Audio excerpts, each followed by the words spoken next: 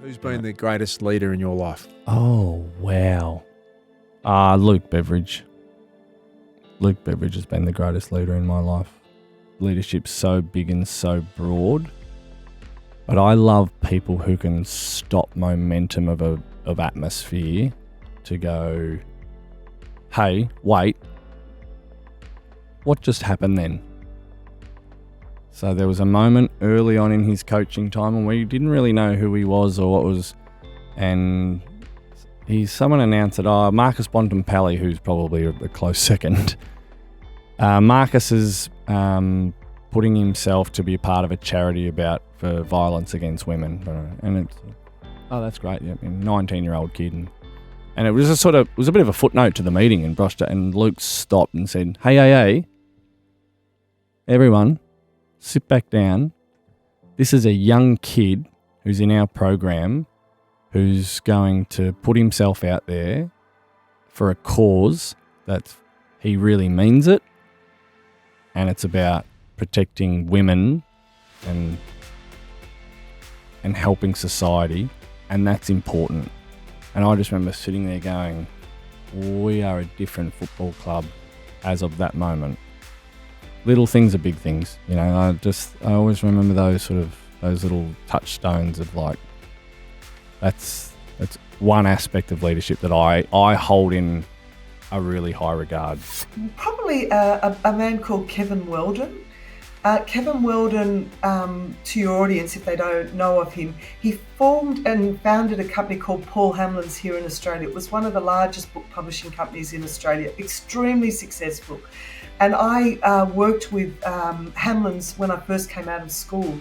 And Kevin was an incredibly entrepreneurial man. So I was about 18 and I started there, and we were given mini minors and we were dressed up in outfits and sent out to sell books. Because he was such an entrepreneurial character. But what he taught me really was to always not to be afraid of risks at all. At 18, he gave us all an assignment. There were 8 of us, 8 marketing trainees that he brought on straight out of school. And the assignment was that we had to go and ring somebody important and set up an interview and go and interview them. Now, you can imagine at 18, I was pretty intimidated by that, even having had a very strong father. I was given Sir Robert Norman, who is then the CEO of the Bank of New South Wales, which is now the Westpac Bank. And I went home and I did all my research, and I spent an hour with Sir Robert Norman talking about the economy. I knew nothing about the economy, I've got to say. I just sat there and actually spent an hour talking to him. What it taught me was that anybody's accessible. And Kevin Weldon gave me these great skills to recognise resilience, courage, being entrepreneurial. He was just a terrific boss to have at a young age in my life, and he informed a lot of my thinking about the way to approach business and be a leader. My father, Malcolm, without doubt.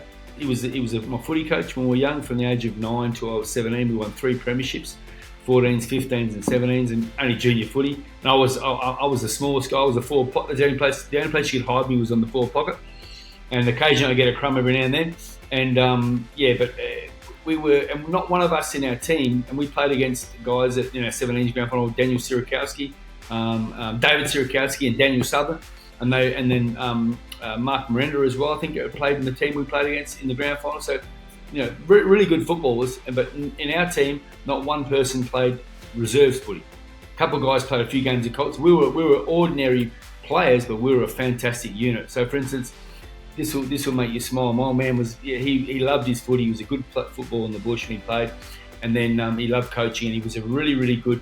He knew how to get the best out of young blokes, and he was a dad. He was a coach who'd go and pick up and drop off boys who couldn't make it to training, or his old man wasn't present in their life. And they all keep in touch with me to this day, saying your old man was just so good to me, Greeny. You don't realise how much of an impact you had on my young life, and so that makes me very proud. But on the way to our grand final, the 17s grand final, we played at Claremont Oval, and they were already on the ground. So we'd organised to meet at our home ground where we played. We all go there, we all go in our gear, we all train and warm up there before. We all get in a bus and we drive to the venue on the bus. When the bus got there, it got there like 5 minutes before the game started. We ran straight off the bus onto the oval, did a few laps, few warm-ups, bang, siren went, and we kicked the first goal and hit the ground running. So his idea was, let's rattle them. Let's rattle them. No one knew where we were. They thought we'd gone to the other ground because there was not one person from our team at the oval, and there was 5 minutes to go. So he was ahead of his time in a few ways. So, but he was without doubt the best bloke in my life. I had a couple of unbelievable managers at BP, and John Clark and Lance Aird, who gave me the confidence I was just a young buck as a BP graduate trainee, but they only choose 5 a year out of uni, and I was one of those, and these particular managers gave me the responsibility at a very young age to be a regional franchise manager, looking after 30 or 40 BPs in Melbourne. And that's then, where your franchise exactly. came from, out of that. Randomly, because BP, a lot of the service stations are franchised. And then Lance and John both backed me in to go and run a company-owned and operated 12-site, multi-site franchise in North Queensland, in Townsville and in Cairns. So I was there as a 25 or 7-year-old, maybe 25 or 7, one of those ages, looking after 110 staff, living remotely by myself up there, to deliver bottom line, millions of dollars for BP. So they backed me in and believed in me, and for me, they've been incredibly influential, and I don't thank them or see them enough for that, but I loved that people development aspect to BP, and that's one of the things that they were incredibly strong with. I was there for 6 months as a 21-year-old, and I got the tap from my manager, and he said, we need you to go to Papua New Guinea and to evaluate our distributorships in PNG. So I lived in PNG for 6 months as a 21-year-old, because I was part of this graduate trainee scheme where they want to expose you and throw you in the deep end all over the world to really test your ability to cope under pressure and to deliver. And that's what that's why they invest in you, obviously, as a graduate trainee. But you're right, it was they were some incredibly influential and defining moments of my life, being in PNG and then moving to Townsville and running the show up there. My mum, she has been the greatest role model, and I've only just realised that recently, Luke. Just over the last sort of 5 to 10 years, having more conversations with her, now being a mum, I've learnt just what she has taught me. I think when you're younger, you don't necessarily realise that, what you learn from your parents and how that sort of washes over you. But just stories she's told me, I've really thought, yes, that part of me that is prepared to step out and have a go, and that curiosity to be on that cutting edge and find out new information, that has really come from her. Because she tells me about how she had my brother and I, and she was in her 30s. She hadn't particularly had the support to do well at school.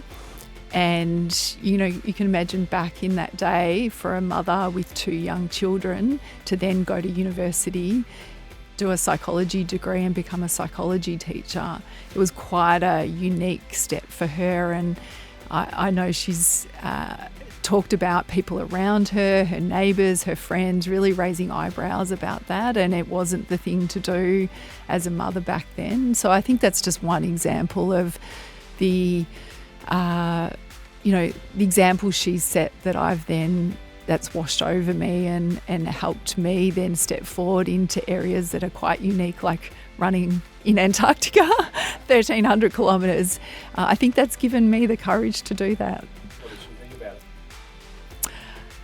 Oh, look, she has been incredibly supportive all the way through. She has had concerns. We have talked about it, and she actually did say to me at one point very early on, when she didn't know really the intricacies of what I was doing, she did say to me, do you know, Donna, if something's to happen to you, that could have quite a significant impact on your husband and your son. And I think the word destroy was in there mixed in. I can't remember the exact words, but yeah, she was quite concerned to begin with. And as her daughter, I didn't quite understand that. Like, I found that really hard. I was like, where's that full support? I knew it was coming from a place of love and concern. But now as a mother, I know exactly where that comes from, because if my son told me he was doing that, it would be a different story. But in fact, I have spoken to my team about that, and they've explained how pivotal that comment has been for them, how that's really driven them to tick off all the risks and be really honed in on the incredible dangers that we can face when we're in Antarctica. That's such a great question. I mean, I think there's sort of like, there's definitely family members, you know, my family, my siblings inspire me. Obviously my parents, my grandparents, even my grandparents who I lost really early, you know, who I hardly even remember, but just like the lessons that stay with my mum, my aunts and uncles. You know, my mum lost her parents quite young, and so, but those lessons and those values really are instilled in me and my cousins and all of our gatherings. And then the same on my dad's side, like family is so important, and I'm so grateful to have that connection with my cousins. But then I also reflect, like, on a business sense, like early in my career, I had this great news director, Kathy Schnitzling. I started my career at Channel 10 in Brisbane, and she was the news director there. And she was like awesome. She kind of modeled vulnerability and authenticity before it was cool.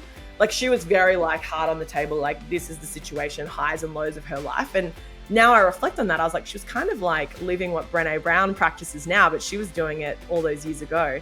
And even when it comes to pay, she modeled for me, Luke, really early. I was kind of there for a year or two, and I was getting a bit bored.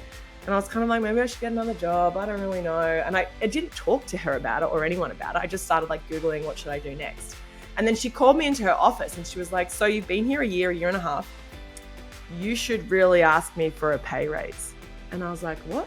And she was like, wink, wink, like, so if you were to ask for better money, possibly I could do something about that. And I was like, oh, so she was kind of like leading a horse to water. And I was like, could I please have a pay raise? And she was like, yes, you can.